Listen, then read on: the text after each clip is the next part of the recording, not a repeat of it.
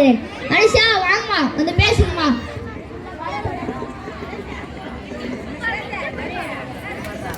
வீட்டை மட்டுமல்ல, நாட்டை மட்டுமல்ல, இந்த பட்டிமன்றத்தையே அலைமறைத்து வழிநடத்தும் ஆளுமையுடைய ஆண் நடுவர் அவர்களே. ஏமா ஆளுமையுடைய ஆண் நடுவர் அவர்களே சொல்ற? இந்த பட்டிமன்றத்தில் பேச உள்ளோரில் நீங்கள் ஒருவர் தான். நான் உங்களுக்கு என் முதல் வணக்கத்தை தெரிவித்துக் கொள்கிறேன். ஆண்கள் வழிநடத்துவதற்கு தகுதியற்றவர் என்று எங்கள் மீது கருத்து ஏவுகணைகளை செலுத்த அமர்ந்திருக்கும் எதிரணியினரே, உங்களுக்கும் என் வணக்கம்.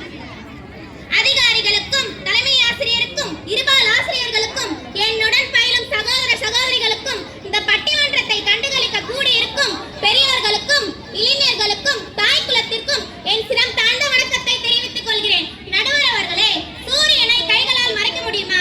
முடியாதம்மா. அது போல ஒரு ஆடவன் தன் குடும்பத்தை சிறப்பாக நடத்துவதை யாராலும் மறுக்க முடியாது. அடுப்படியே திருப்பதி, வாசற்படியே வைகுந்தம், ஆம்பளையே பெருமாள் என்ற ஆண்டவனே நம்பி வாழும் பெண்கள் எப்படி குடும்பத்தை வழிநடத்துவார்கள்? நடத்த மாட்டார்கள் நடுவர் அவர்களே, நடத்த மாட்டார்கள். தந்தை சொல் மிக்க மந்திரம் இல்லை, சான்றோனாக்குதல் தந்தையின் கடமை என இலக்கியங்கள் கூட சான்று சொல்கிறது. நடுவர் அவர்களே, தாய் தன் குழந்தையை இடுப்பில் சுமந்து தான் கண்ட உலகத்தை தான் குழந்தைக்கும் காட்டுவாள். ஆனால் தந்தையோ குழந்தை தான் காணாத உலகத்தையும் காண வேண்டும் என்று தோளில் சுமக்கிறான். நடுவர் அவர்களே, வாழ்க்கையில் ஒரு ஆடவன் தன் மனைவியை மார்பில் சுமக்கிறான், தன் பிள்ளைகளை தோளில் சுமக்கிறான், தன் குடும்பத்தை தலையில் சுமந்து பொறுப்புள்ளவனாக, தியாக உணர்வு உடையவனாக, தன்னலம் மற்றவனாக, வழிகாட்டுவனாக விளங்குகிறான் ஆண். ஆனால் பெண்கள் அப்படி இல்லை நடுவர் அவர்களே. ஒரு நிகழ்ச்சியை சொல்கிறேன், கேளுங்கள். சொல்லுமா.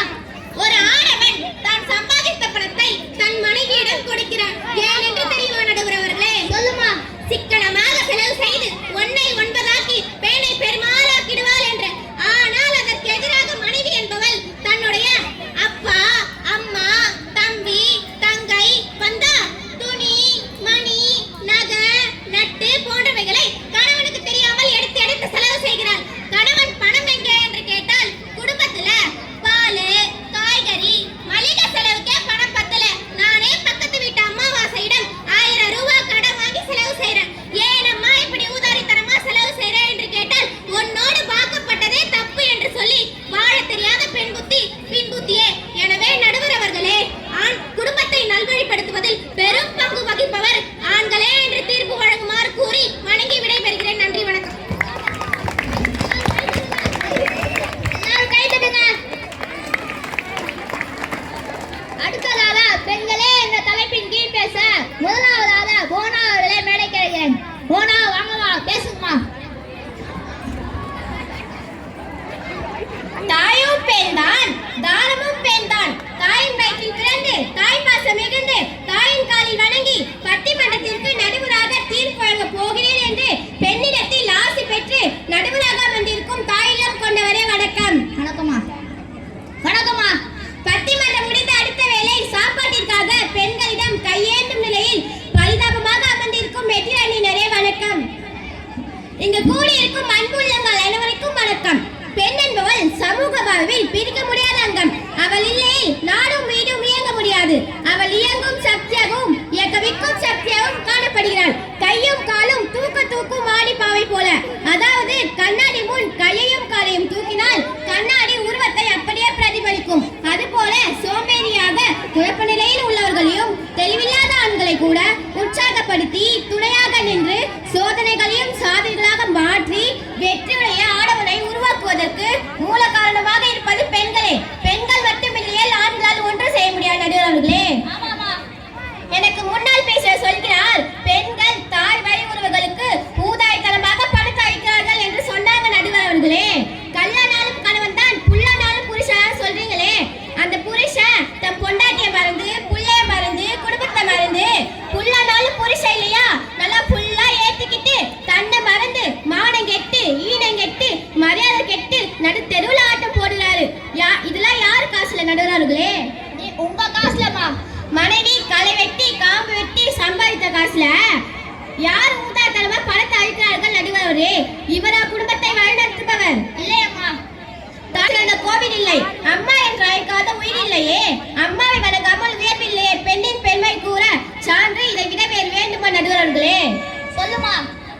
எந்த குழந்தையும் நல்ல குழந்தைதான். அவன் மண்ணில் பிறகு பேசுகையிலே அவன் நல்லவனாவதும் தீவனாவதும் அன்னை வளர்ப்பினிலே. ஒரு தாயால் தான் ஒரு குழந்தையை நல்லவர்களாக உருவாக்க முடியும், தந்தை வளர்ப்பினிலே என்று சொல்லவில்லை நடுவர்களே. எனவே குடும்பத்தை நல்வழிப்படுத்துவது பெண்களே என கூறி இடம் அமர்கிறேன். நன்றி. நல்லா பேசுறீங்கம்மா. அருமை அருமை. எல்லாம் கை தட்டுங்க. பாராட்டுங்க. ஆண்களே என்ற தலைப்பின் கீழ் இரண்டாவதாக பேச யமுனாவதி அவர்களை மேடைக்கு அழைக்கிறேன். யமுனாவதி வாங்கம்மா, பேசுங்கம்மா.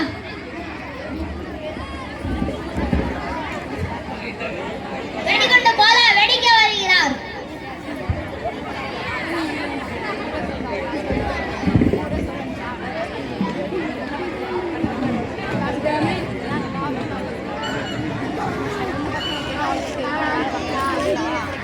அவைக்கு வணக்கம். வெட்டை கோழி குவி பொழுது போவது இல்லை நடுவர் அவர்களே.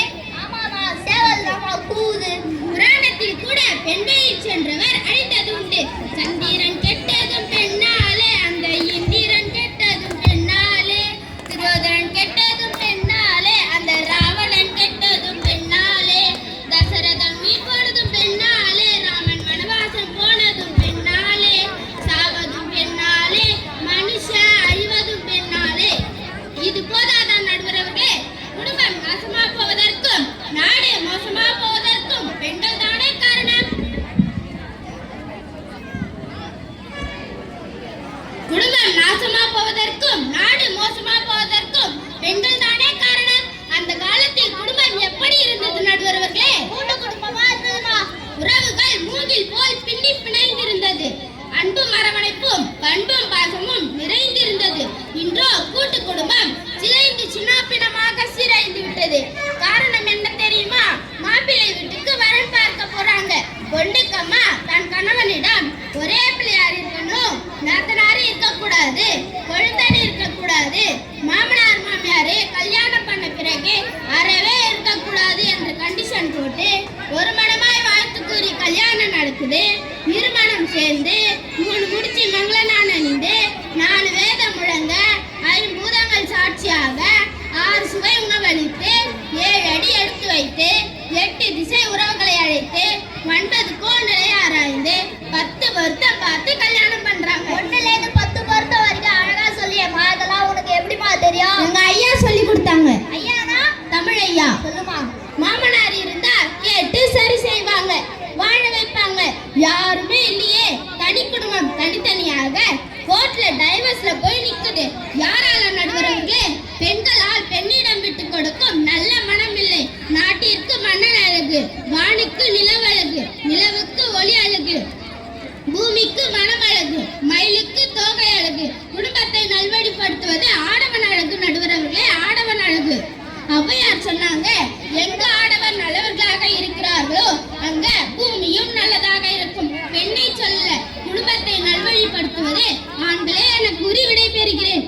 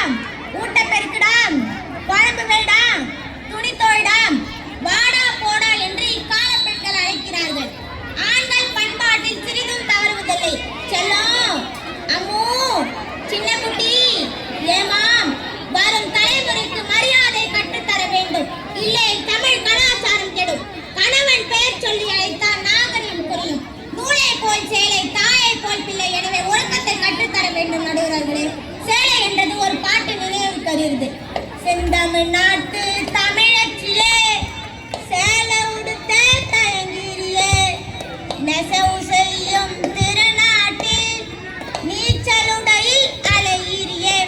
இப்படி இருக்கிற பெண்களுக்கு சேலை கட்ட தெரியல, சுடிதார் மாட்டுக்கு நடக்கிறாங்க.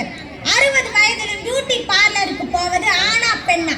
நடுவர்களே நீங்களே சொல்லுங்களேன். வேண்டாமா? பெண் தான் செயற்கை அழகை ஊட்டி இயற்கை அழகை கெடுப்பதோடு இந்த பணமும் போச்சு.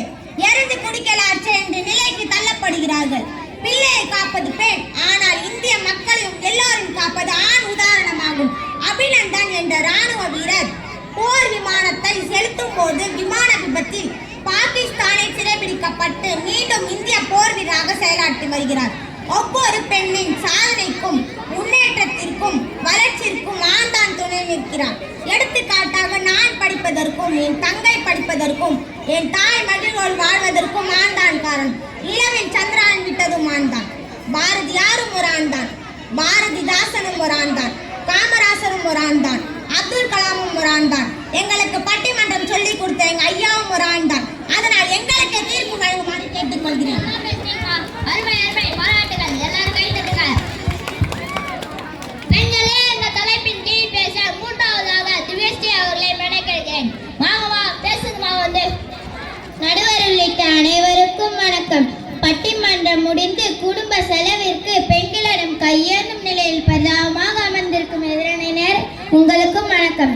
நடுவர் அவர்களே, எனக்கு முன்பேசிய அக்கா கணவனை பெயர் சொல்லி அழைக்கிறோம் என்று குறை கூறினார்கள்.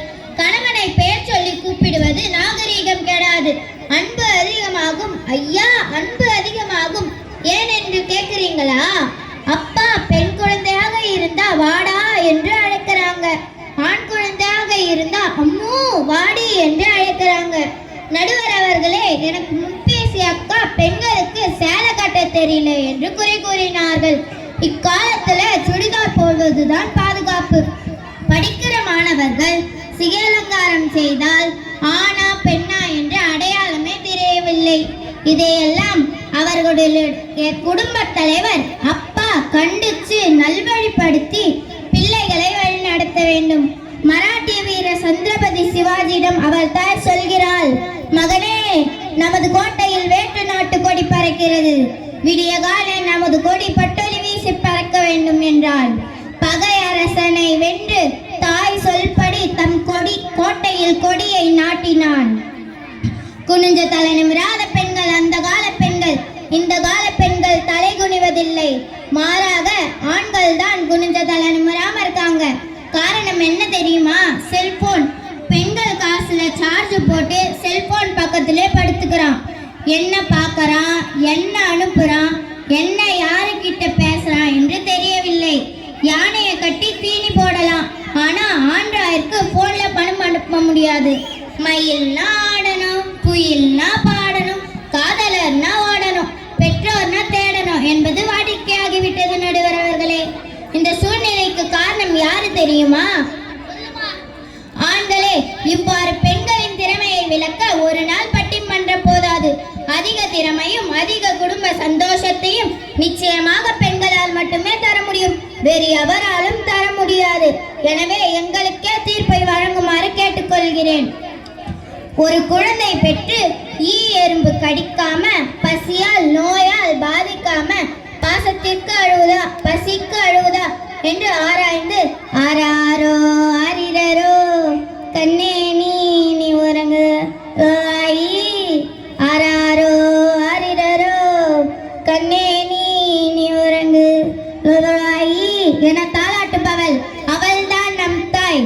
அந்த குழந்தை விளையாட சொல்லிக் கொடுக்கும் போது கைவீசம்மா கைவீசு, கடைக்கு போகலாம் கைவீசு, மிட்டாய் வாங்கலாம் கைவீசு என உடலை அசைத்து சொல்லிக் கொடுப்பவள் அவள்தான் நம் தாய். பப்பு கடமா பப்பு கடை, பொண்ணன கையில பப்பு கடை, பிஞ்சி கத்திரிக்காய் பொரியலாம், இன்னும் கொஞ்சம் நெய் ஊத்து, அம்மா சிக்கலுக்கா என சிரிப்பூட்டி அம்மாவுக்கு ஒன்று, அப்பாவுக்கு ஒன்று, பாட்டிக்கு ஒன்று, தாத்தாவுக்கு ஒன்று, அத்தைக்கு ஒன்று, மாமாவுக்கு ஒன்று, அண்ணனுக்கு ஒன்று, தம்பிக்கு ஒன்று, அக்காவுக்கு ஒன்று, பாப்பாவுக்கு ஒன்று என உறவு முறை முறைகளை கூறுபவள் அவள்தான் நம் தாய். நடுவர் அவர்களே, ஆண்கள் அப்படியா? இல்லை, பெண்கள் தான். மண்ணையும் விண்ணையும் ஆட்சி செய்து குடும்பத்தையும் நல்வழிப்படுத்துபவள் பெண்களே பெண்களே என்று கூறி இடம் அமர்கிறேன். நன்றி. தீர்ப்பு கூற போகிற ஒரு குடும்பம் என்பது ஆலமரம் போன்றது. ஆலமரத்தின் வேர் என்பது கணவன், அடிமரம் என்பது மனைவி, விழுதுகள் என்பது பிள்ளைகள், கிளைகள் தழைகள் என்பவை உற்றார் உறவினர், இதில் தங்கும் பறவைகள் என்பது நண்பர்கள் மற்றவர்கள். இவைகள் ஒன்று சேர்ந்தால்தான் குடும்பம். நாணயத்தின் இரு பக்கங்கள் போல கணவனும் மனைவியும் செயல்பட்டால் ஒரு குடும்பம் என்பது மகிழ்ச்சியாக இருக்கும் என்று கூறி பட்டிமன்றத்தை நிறைவு செய்கிறேன். பட்டிமன்றத்தை சொல்லிக் கொடுத்த எங்கள் தமிழ் ஐயாவுக்கு நன்றியை தெரிவித்துக் கொள்கிறேன்.